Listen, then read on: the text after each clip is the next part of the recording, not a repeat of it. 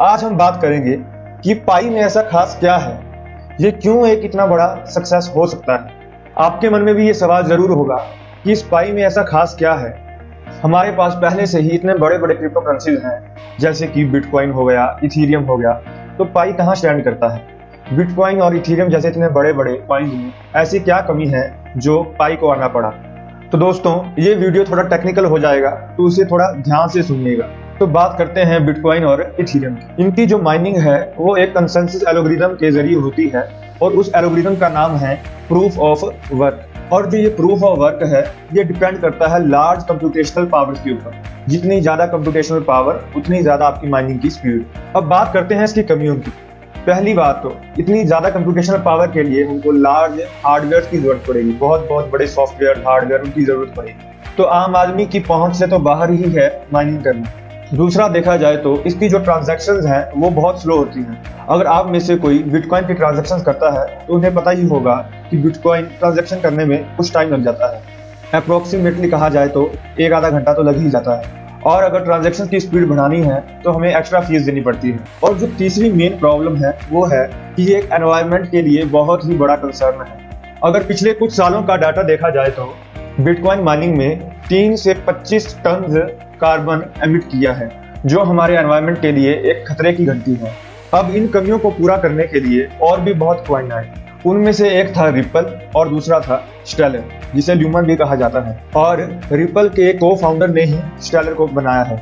इनका फायदा ये था कि जो इनकी कंसेंसस एल्गोरिथम है वो बिटकॉइन और इथीरियम से डिफरेंट थी। अब बात करते हैं कि रिपल और स्टेलर के एल्गोरिथम्स की क्या क्या बेनिफिट थे। पहली बात तो फास्ट ट्रांजैक्शन और दूसरा लो वेस्टेज ऑफ एनर्जी। रिपल और स्टेलर के कॉइन्स पहले से ही प्री माइंड है, इसलिए माइनिंग करने में कोई ज्यादा एनर्जी वेस्ट नहीं होती है। अब बात करते हैं कि रिपल और स्टेलर में क्या डिफरेंस है। इनका मेन डिफरेंस इनकी टारगेट ऑडियंस में है। रिपल का मेन फोकस लार्ज बैंक्स और इंस्टीट्यूशंस में है, ताकि वो इजीली क्रॉस बॉर्डर पेमेंट्स कर सकें बहुत ही फास्ट और कम से कम कॉस्ट में। और स्टेलर का मेन फोकस था कि एक पेमेंट प्लेटफॉर्म देना डेवलपिंग कंट्रीज या फिर जो अंडर डेवलप्ड कंट्रीज है, ताकि वो इजीली क्रॉस बॉर्डर ट्रांजैक्शंस कर पाए। अब बात करते हैं कि इनमें क्या ऐसी कमी रह गई जो पाई को आना पड़ा। अगर आप थोड़ा बहुत क्रिप्टो करेंसी के बारे में जानते हैं तो क्रिप्टो करेंसी का मेन मोटिव होता है कि ये फुल्ली डिसेंट्रलाइज्ड हो। लेकिन स्टेलर और रिपल में सिर्फ फ्यू प्राइवेट नोड्स ही थे, जिसकी वजह से ये एक सेंट्रलाइज्ड नेटवर्क है, ये डिसेंट्रलाइज्ड नेटवर्क नहीं है और इसकी ऑडियंस भी लिमिटेड है। अब इसके बाद आया पाई नेटवर्क। इसने उन दोनों टाइप की क्रिप्टो करेंसीज की लिमिटेशन देखी। जैसे बिटकॉइन और इथीरियम था, उसका जो एल्गोरिथम था वो अच्छा नहीं था। और जो स्टेलर और रिपल था, इसकी जो नोड्स थे वो प्राइवेट थे, पब्लिक नहीं थे, मतलब एक सेंट्रलाइज्ड नेटवर्क था। तो पाई नेटवर्क क्या लेके आया। पहली बात तो इसने स्टेलर से उसका एल्गोरिथम उठाया, जिसका नाम स्टेलर कंसेंसस प्रोटोकॉल है। और दूसरा जो उसमें कमी थी कि नोड्स उसमें प्राइवेट थे, तो पाई नेटवर्क पब्लिक नोड्स लेके आया ताकि ये एक फुली डिसेंट्रलाइज्ड नेटवर्क बन सके। और पाई नेटवर्क का जो मेन ऑडियंस है वो है आम जनता, ताकि आम लोग क्रिप्टो करेंसी में ट्रांजैक्शन कर सकें इजीली। तो क्या बस यही खास है पाई नेटवर्क में? जरा रुकिए, क्या आप जानते हैं most of the crypto currencies की जो इंट्रिंसिक वैल्यू है वो जीरो होती है। इनकी वैल्यू टोटली डिपेंड करती है डिमांड और सप्लाई के ऊपर, इनकी अपनी कोई वैल्यू नहीं होती। लेकिन Pi network is focusing on building intrinsic value by backing up it with physical assets and services. मतलब कि पाई नेटवर्क फोकस कर रहा है इसकी एक इंट्रिंसिक वैल्यू बनाने में by backing up it with other goods और सर्विसेज के साथ। अब सवाल ये है कि पाई नेटवर्क इंट्रिंसिक वैल्यू कैसे बिल्ड करेगा। इसका जवाब है by making an app store, एक ऐप स्टोर बनाकर, जहां पर हम पाई के साथ कुछ भी खरीद या बेच पाएंगे।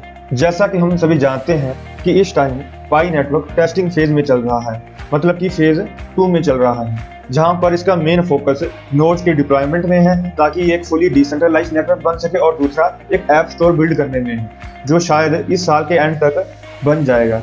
और दोस्तों, मैंने पहले भी बहुत बार अपनी वीडियोस में कहा है कि ये अभी एक्सचेंज में लिस्टेड नहीं है। जो भी जहां पर भी जिस भी एक्सचेंज में पाई शो हो रहा है वो फेक लिस्टेड है। कुछ लोग मुझे बोलते हैं कि ये कॉइनजैको में लिस्टेड है। कॉइनजैको एक साइट है जो एक डाटा प्रोवाइड करती है कि कौन सा कॉइन कहाँ लिस्टेड है। तो क्योंकि पाई और किसी एक्सचेंजेस में जैसे SUBT हो गया, वहां पर फेक लिस्टेड है, इसलिए वो CoinGecko में शो हो रहा है। लेकिन ध्यान रखिए, पाई अभी कहीं पर भी लिस्टेड नहीं है, ये थर्ड फेज में जाकर एक्सचेंज में लिस्ट होगा। तब तक दोस्तों जितना हो सके माइन करो, जितना हो सके पाई कलेक्ट करो। अगर ये सक्सेस हो गया तो हम सबकी लाइफ बदल देगा। ये मौका अपने हाथ से बिल्कुल ना गवाएं। अगर आपने अभी भी ज्वाइन नहीं किया है तो भाई